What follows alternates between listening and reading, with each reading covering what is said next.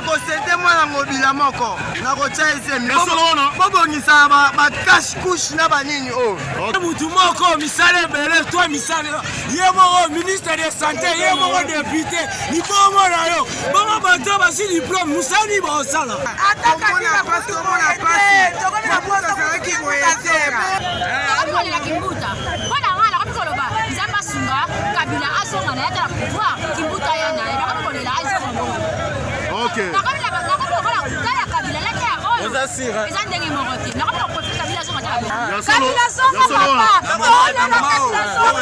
Papa, Chantini a la place au gérer fille à Kinshasa.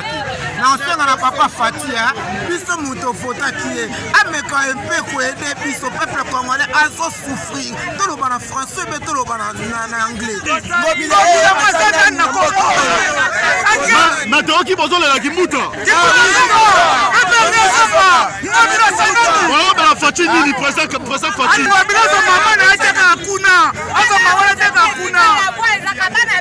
Félix, Fumola Misu, Bango, Vasilate.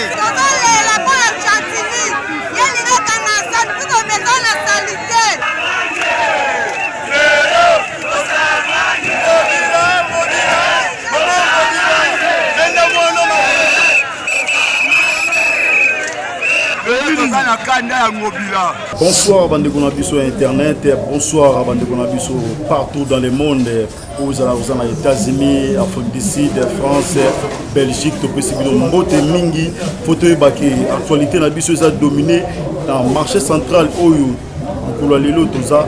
Na esika oyo tokiti tosali descente na kati ya marché central faut boyeba ke tokoyamba invité na biso pour déportiquer poto solola na ye po na masolo etali marché central oyo eza lelo mbutu oyo bato nyonso bazoloba ba mama par-ci par-là bana bazolela pona son excellence ngobila oyo azui degré pe asinaki degré na ye pona bakanga zando. En tout cas tokoyambela bino papa na biso Dani oyo aza notable ya marché oyo pe aza vendeur oyo atekaka aza doyen des doyens pendant la kati ya zando ya grand marché ya ville province ya Kinshasa.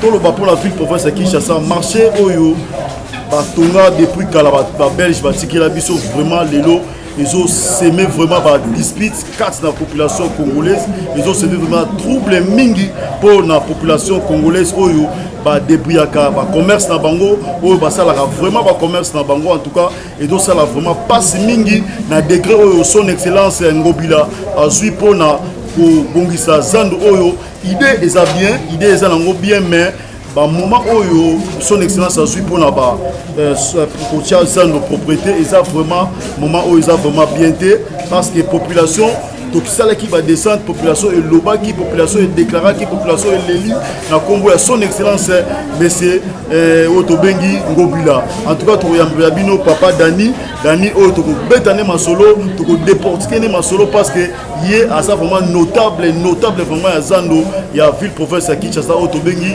grand marché vraiment à partir des 20 et qu'on a la mbutu tozo baté tokosuka wapi les 20 est-ce que na zolo balisusu na bandela batu bakoteka to bakoteka te tozo baté suite tozo balate mais to sala qui vraiment de cette émission to sala qui ça plus que to solola na ba notable na biso to solola na ba o bateka kana zandu to ba avina bango par rapport ya décision on a gouverneur na biso ya ville province azui.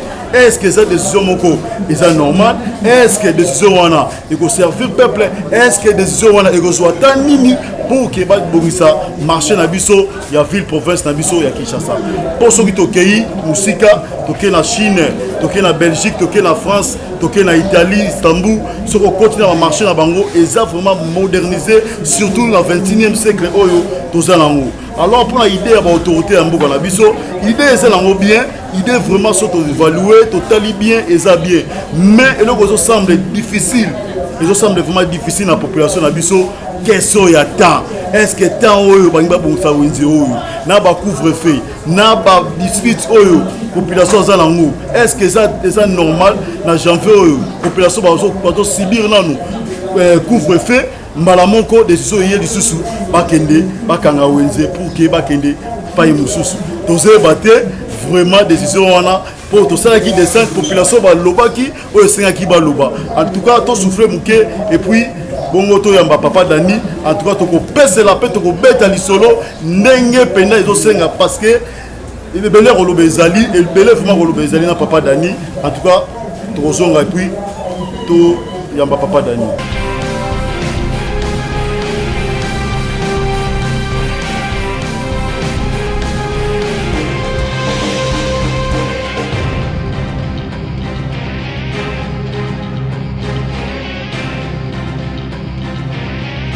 Merci beaucoup tozongi na plateau na biso pona yamba papa Dani oyo aza déjà na esika oyo to partager na li solo oyo zo dominer vraiment et ça vraiment actualité oyo les autres senga fuba ils ont la passi papa Dani en tout cas naza na solo minga ko yamba yo. Merci beaucoup papa Dani, bonjour. Bonjour.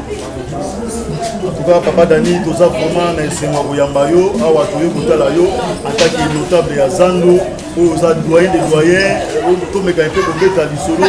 Il y a actualité aux autres là-bas tout passi pour la degré son excellence Ngobila Signaki pour la mokolo les 20.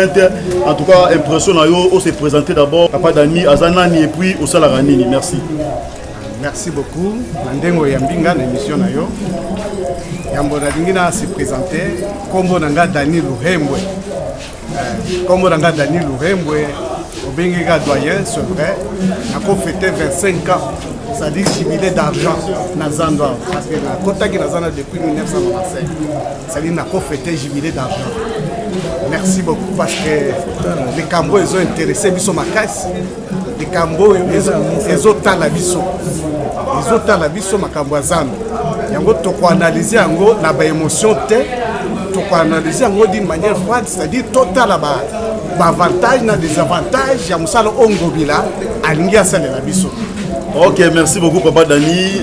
Pour toi qui est la question de M. Libousseau, question de curiosité, Papa Dani, aux notables à Zandou, degré où son excellence a joué, Ngobila, il y a mon bon, décret, il y a son excellence le gouverneur de la ville, Nangana Ozwango, na deux positions. Et ça a côté positif, na côté négatif. Analyser bon, on peut expliquer que nous avons des volets un côté positif et un côté négatif. On peut expliquer que nous avons par-ci par-là. Expliquer que nous avons détaillé le côté positif et côté négatif. Alors, le côté positif, il y a les décisions en Ngobila. Et ça a été que non, le marché central, il y a un présenté depuis Belge. Depuis lors, à ta modification, mon côté n'a pas le marché central. Et ça, sous le marché central, où est l'ongo banité, n'a pas la capitale de la RDC. C'est ça le côté positif. Parce que le marché est lié à tourisme. Que non, quelqu'un a le but que non, la culture du Congo. Qu'est-ce qu'il mange? Leur comportement est là, on ne va pas vivre. À na marché pour constater ma camunio soana. Mais pour le moment, un étranger ne peut pas venir au marché, ne peut pas s'attarder. Et surtout sur les bêtis. Le marché est comme un problème grave. Parce que ce qui total du marché, c'est un marché primitif. Ce n'est plus un marché moderne. Ce n'est plus un marché fréquentable. Attends, aux vivre, c'est parce que les difficultés à Congo, et les autres, ils vivre dans le marché. Nous avons une réaction négative. C'est parce que les conditions de vie, les Congo, nous permettent que nous fréquenter le marché. Mais normalement, ils sont sur le marché pour fréquenter. Dans d'autres sûrs, parce que ton déplacement, sous le marché en plein capital. Et le marché qui a le nom, le marché central, c'est-à-dire le miroir. Il y a culture Nabiso, miroir, il y a culture Nabiso, et ça c'est marché central. Ok, Papa Dani, en tout cas, on a l'andi bien, donc, ceux qui totalent bien, ils ont pour réflexionner le marché Nabiso. Oui, Naza pour réflexionner le marché Nabiso, n'a pas de conditions. Parce que je dois poser des conditions. Ma condition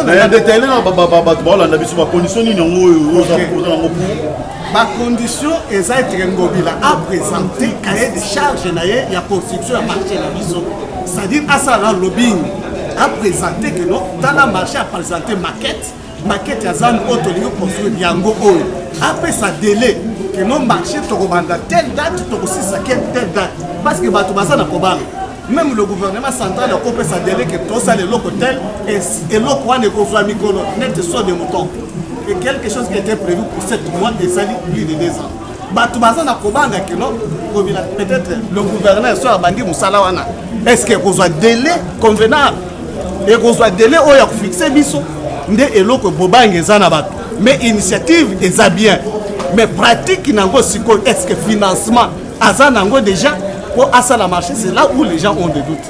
Mais papa Dani na koyoka yo so na yoki bien donc jusqu'à présent bozala nous atteindre la market moko te bo recevoir oyo et outi pas gouvernorat que bazo sala bino zandu tala botala zandu ndenge yozala et puis de zandu ndenge zo sala maboyi est-ce que délai définitif aux zandu gosila est-ce que boyebi yango to boyebi yango nanu te to bozo tatone nanu parce que degré ce que bimine biso to yebaka ma mino faut ezala déjà prêt que nde tozo banda boye degré ne bimi boye les 20 bozo kata tozo banda première pierre na biso et puis to suki ça das intel donc bino jusqu'à présent bozo na courant te dès lors tozo condamner gouverneur il doit informer sa population. Il doit être tout près de sa population. Quand à la première population, il y a la population a le bien fondé. Il y a l'autre qui va saler la bango. Mais de nous-mêmes, nous disons il n'y a pas de rose sans épines. Voilà. Ce qui te souffre, c'est mais il y a un mal nécessaire. Parce que ce mal nécessaire, et ça la vie que tous en a bijoux, que notre yambi à Tamoubaye, à Tayo Moko Zana air libre, au lieu de tourisme, mais si qu'il y a tourisme, le local la zone, le local la marché central. Donc Zandoupé est appelé parmi baliers touristique. Zandou est parmi baliers touristiques. Parce qu'ils ont exprimé qu'ils est-ce que vous confirmez? Nous avons confirmé. Il y a solo là. Il y a solo pensa. Ni na mo pena rosa la pena qui pour batuba ya ba uta par-ci par-là de tout le monde na stade des martyrs ezali batuba yebe a foutu billet soit dans la province ailleurs à Tali. Est-ce que ça nous fait rosa la paix pour nous? Oui, c'est notre souhait. Attends tout le monde maquette était souhait na biso na salle la biso et l'autre est moderne. Nous ils ont convenir na temps oil parce que même les pays qui nous entourent, et l'autre a boyeza le sous-souté. Mboule beti c'est une malédiction au Congo. Okoko tazando te potopoto tina mutu. Oko bima salité en tout cas atangula bimaka bien. Ah bon? Alors cette situation les a sous-bien te. Tala ba poubelle tout ça partout. Moi pour évacuer en gros en tout cas papa Dani to beta nous sait que les kamba poubelle wana parce que trop c'est trop mais papa Dani tout le monde a rabalé ça moi ba to ba les carapos ba 300 fois pour la poubelle.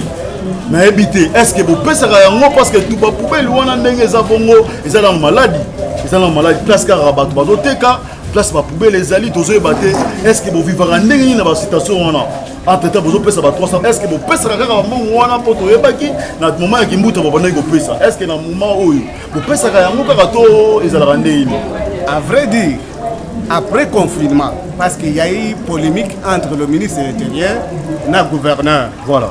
Parce que celui qui a intimé l'ordre que nous battons la marché a bisotozonga et ça le ministre de l'Intérieur. Alors, tout le monde a dit que non, le gouvernement s'est désengagé. Même taxe, où il y a salubrité, tout le monde a fait parce que le gouverneur a se désengagé à Kinango, c'est pourquoi le marché est commis plus sale qu'auparavant. Attends, sale, c'est quoi, est commis plus sale qu'auparavant. Papa Dani, tous on en bien. Le roi a mon flou. Donc, tant que vous confinement, vous zongi sur ordre ministère intérieur, ne beaucoup de temps pour s'installer, pour moniquer, la taxe sur la soutien à 300 francs ou à foutre pour la poubelle ou en elunga. Mais, bien de population, parce que tout le barango bien, tout ça la clé, place sur Zoteka, salité par-ci par-là. Donc, revendication, c'est la raté, pour faire la bino qui met aux élites degrés, bima, bon, pendant l'opération, on va foutre. Oui, c'est là où je condamne aussi le gouverneur. Parce que Bakamba, Kinde, prof, Bokino Bopeto, et ça, il gouverneur. Même si le ministre de l'Intérieur a décidé autrement que sa décision, lui devrait accompagner Moussala Naye, Yakin, voilà. Bopeto. C'est ça. Mais comme il a abandonné, et l'autre on est fini si vous savez azo sala Kini Bopeto. Oui, parce que Kini Bopeto ça quand même net izan nous qui na zan nous maman la visibilité les gars autour le bawana maman la visibilité Kini Bopeto. Mais comment c'est possible le gouverneur azo comprendre na Kini Bopeto mais to kiti na zan maman la salité maman la bizarre en tout cas et le comme ça biso Kini Bopeto on doit comprendre et ça tozo mona ngo kaka na boulevard to ça parti par là parce que zan ça miroir ya ville à Kinshasa. Ils ont parmi les miroirs. En tout cas, jamais ça nous a vu sur la saleté bongo, pour la image vraiment c'est déplorable. En tout cas, ils ont vraiment passé. Ils ont vraiment passé vraiment pas dans Londres, pas en France. Et donc ça depuis Istanbul, il y a eu ma bande en tout cas toza a wana kata zando to solana Papa Dani l'incontournable au azo déportiqué biso masolo ya Wendy. En tout cas Papa Dani to meka un peu ko pousse na parce que tant ils attendent biso na presse tant ils la rata Papa Dani population ils ont revendiqué population ils sont là population bazo loba o esengi ba loba yo attaque notable aux appels population na kati wana omoni idée wana ya kobongisa zando mpona yo ozosenga ngobila est-ce que tozwanano bamama wana atinda bango quelque part soit idée wana eza déjà bongo to bamama bazolongaka zandu bazoyeba te esika bakokende siko place wana nde baigati wata na France balingi bayeba ozokende kaka boye ozoyeba sote bakokende wapi to esika eza déjà ndelika mona soulevaki auparavant nalobaki que non nani le gouverneur doit communiquer avec sa population et lorsque le gouverneur a communiqué qui vient la population il fallait ebanda na explication expliquer peuple timing na ye na ndenga kosala elingi pesa batu quand même tranquillité mais quand même azwaki solution palliative la solution palliative eza koloba que non asali ba marché ya secours c'est-à-dire en attendant que non ba tonga zandu basali ba marché ya secours ba indiquer déjà batu bon délocalisation ça là quand même passe mais tous en patience batu ba yebi biso déjà et ba bande pas mais pas d'ani auto le population aux patience ndenge nini market scout ya zandu ba monate de les ans de bandango pe ko sila to yebite ba yebi na bango te est-ce que population ko ndima ko longo na zandu ba longo na bango na zandu ka boye kaka ba zoka patience ka boye po soti mutu ba lobaki inane yango esali 2 ans tie ko sila na ba pasi bongo grand marché to bengi grand marché to bengi grand marché cointi coin ba tonga yango esila to se ba pe de l'été oso conseil gouverneur na biso nini na esika wana conseil nanga na lobaki mais bandela qu'il n'y a pas de rose sans épines. To prendre mal la biso en patience. Attends to le like pour la sauce de moto. Ah bah fongo la ça devient maintenant un bijou. Ça a décoré la ville. Ça devient maintenant des lieux touristiques. Voilà. Alors tous ont le mal en patience mais tous sont senga na gouverneur.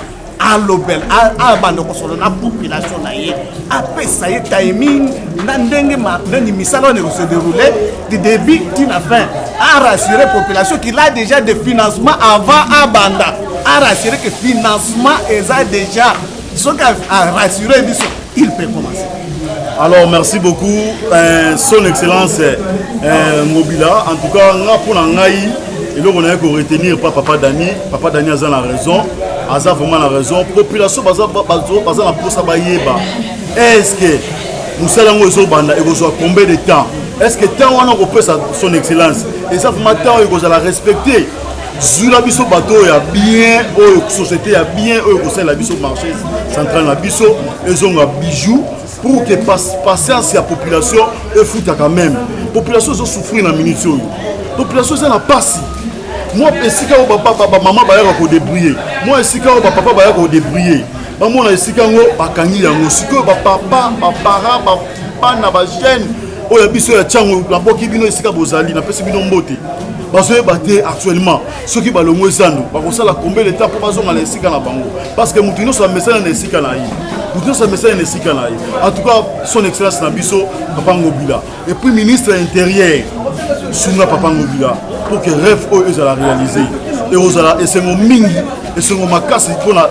ville province de Kinshasa moment yango to kendi to ça sous la tente Tout ça, les sous tenter vraiment son excellence. Tu gagner temps, tu vas marcher, tout ça là pour que la population de Bisso soit vraiment soufflée, pas contre la marché à Sika.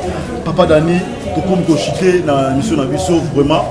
Moi, il y a souka pour maman batte na zandu, papa batte na zandu, bazwa patience, bazwa vraiment patience. Ozolo bala bango nini pour bazwa patience wana. OK, na zolo ba na population ya Kinshasa, o balingaka Kinshasa que nous to prendre notre mal en patience. Biso nyonso tozaka révolté comme na situation tozo traverser. Ya biloko nyonso eza normal te, tout n'est pas normal. Mais on doit commencer quelque part. Si l'autorité a décidé à commencer quelque part, nous devons l'accompagner. Mais yépé a rassuré la population na oya lingia sana. Assurance ezala que nous na démarré misala boy parce que c'est un lien stratégique. Il est one de les sakabat et tangi sakabat et pas ni sakabat na kin parce que misala ezate. Si 100% de la population qui voit 90% sont des commerçants et 90% se retrouvent au marché central. Mais ce qui a salé pour une aventure, c'est que ça la bien ma casse. Nous avons bénéfique pour la population. C'est qu'à s'investir réellement, qu'à l'ingé c'est le bakinois et l'eau bien. En tout cas, c'est la ma casse, mais tu remets des demandes. Bon, un mot pour l'émission To Sungabango. En tout cas, on a besoin merci ma casse. Zamba Pambolayo. En tout cas, il faut qu'il y ait des émissions Oyo. En tout cas, est-ce que vous avez des Orlando partout, en France, Belgique, il y a des Orlando? Oui, c'est un média, c'est Pele Makas, na pesi bango mbote ba bazo na biso libanda, na ba Rolanda biso na king, na pesi bango mbote pe na pesi batunyo sazando mbote ba Rolanda biso. Moi ba mbote ya ko bakisa te. Oui, mbote na pesi ba petit nanga, petit docteur, petit héritier, na pesi président Chiro mbote, na ba toso ba yeminga na galerie, pe na zando na pesi bango nyoso mbote, en tout cas nzamba sunga biso bakangwe keneli. Merci beaucoup, très cher Internet. Toyabaki Wabiso, Papa Dani vraiment a passé l'ipona modernisation ya Zando na biso vraiment. En tout cas, to solo linaye, to beti na vraiment ma solo. Ndenge bino moko boyoki, Papa Dani ndenge a lobby. Boyoki vraiment ndenge Papa Dani a passé na micro na biso ya to sunga bango. En tout cas, to ça vraiment la mingité en tout cas. Si les émissions na biso te sans que to pesa ba mbote na biso na bawo balanda biso na mbuka musika tozana Enoch Lukusa depuis Istanbul yawe mabanza garçon noir Konza Bilamba en tout cas nazwa qui déjà couru na ngai ici nazwa qui vraiment en tout cas il get what en France en tout cas Zachary dédié Nongala depuis Allemagne en tout cas pour le chapeau na yo nazwa qui docteur en tout cas merci beaucoup docteur vraiment na mariage tout ça là vraiment coup de chapeau na yo et puis président Yvon Kaye maman Grasbo na pesi bino mbote mingi partout dans le monde et à Istanbul France Belgique et puis maman Kalala américain ya Tongo maman Kalala américain ya Tongo vraiment et puis Juno Kalala na pesi bino mbote mingi esika bozali masalanga moko tonton Charles depuis Suisse en tout cas merci beaucoup tous ceux qui s'est émission dans Bisson check.